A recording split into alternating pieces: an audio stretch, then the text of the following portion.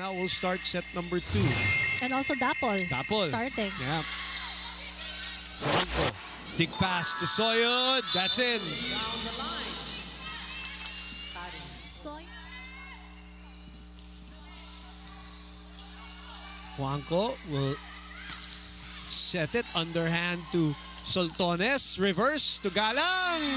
Sees the spot. Ara Galang, the leading scorer. Because they were able to turn around the story na they were down so much and still win the first set. Woo!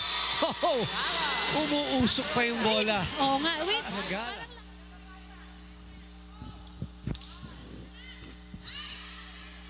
Jasmine opens up to Princess. Ang ganda talaga ng buwelo tignan ni Princess. Like, Yes. she really goes down. The Katmon Cebu pride. Oh, and Vivi gets that one to drop on the line.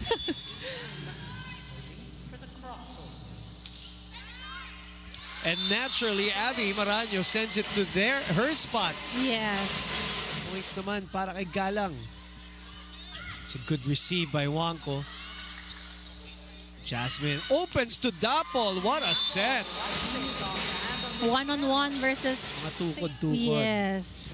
Which iniiwasan nyo nga. Kaya nga nagro-roll kayo para wag tumukod. Or may mabali. Yes, exactly. Yes. Ivy Laxina finds an open spot with that swing. Game 7 of the second set. Misreceived. Princess gets it back and a great coverage there by Gaston. Ara. Cherry gets it back. Running attack for Gaston, and she puts it away. She loves those running attack and, you know, her attack. Crossovers ahead by 1. Oh, what an aggressive run. But nobody following up. I know, I'm surprised that nobody moved after that cover. So imagine that. Giving away 5 points. Robles. Another one for Robles. She leads all scorers with Fifi.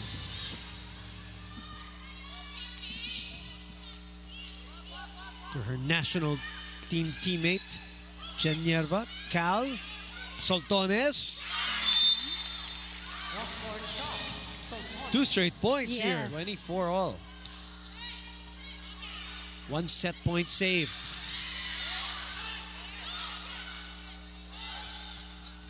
Oh, that's a good spot.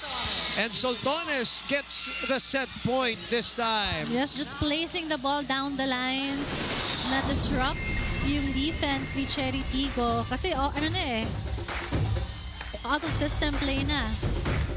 And she was surprised actually because it was just a down the line placing for her.